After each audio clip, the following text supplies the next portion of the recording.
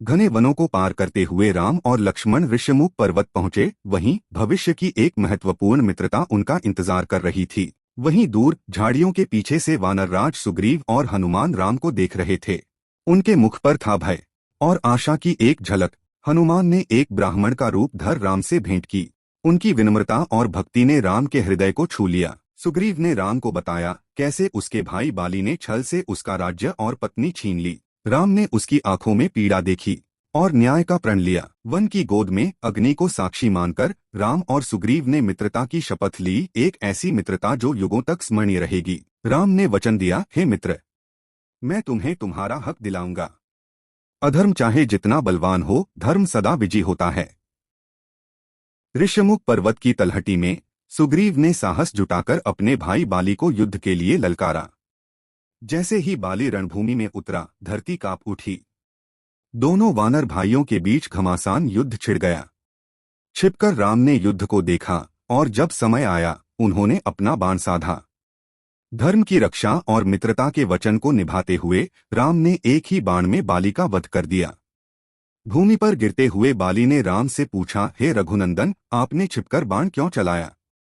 राम ने शांत स्वर में उत्तर दिया, हे बाली, मैं राजा नहीं, रघुवंशी धर्म का रक्षक हूँ और अधर्म के विनाश का यही मार्ग था।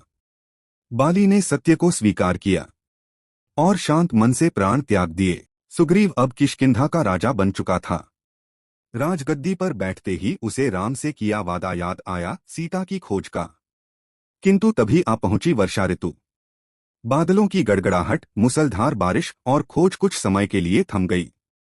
ऋतु के बीतते ही किष्किंधा में एक विशाल सभा हुई। सुग्रीव ने चारों दिशाओं में वानर दल भेजे। दक्षिण दिशा की सबसे कठिन यात्रा के लिए चुने गए हनुमान, अंगद और जाम्बवंत। सभी के मन में एक ही लक्ष्य था, सीता माता का पता लगाना और प्रभु श्री राम का संदेश पहुंचाना। जंगलों, पर्वतों और नदियों को पार करते हुए एक महान यात्रा आरंभ हुई, विश्वास, भक्ति और संकल्प की यात्रा। खोजते खोजते वानर दल एक रहस्यमयी गुफा में पहुंचा, जहां एक तपस्विनी ने उन्हें बताया, सीता लंका में है। फिर वे पहुंचे समुद्र तट पर। विशाल और अथाह समंदर उनके सामने था, लेकिन कोई भी लंका जाने को तैयार नहीं था। सभी वानर मौन थे, साहस जैसे कहीं खो गया था। तभी जाम्बवंत ने हनुमान से कहा, क्या तू भूल गया है अपनी शक्ति? तू पर्वत लांघ सकता है, तू अंजनी पुत्र है। हनुमान ने जैसे ही श्री राम का नाम लिया, उनका शरीर विशाल होता गया, तेजस्वी, दिव्य और अदम्य। उन्होंने विशाल समुद्र की ओर देखा, आंखों में विश्वास और हृदय में भक्ति। फिर उन्होंने भरी एक महान छलांग।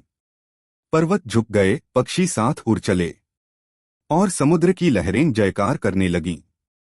हनुमान हवा में उड़ रहे थे, उनके चरणों के नीचे बादल और मन में सिर्फ एक लक्ष्य, सीता मां की खोज और राम की सेवा।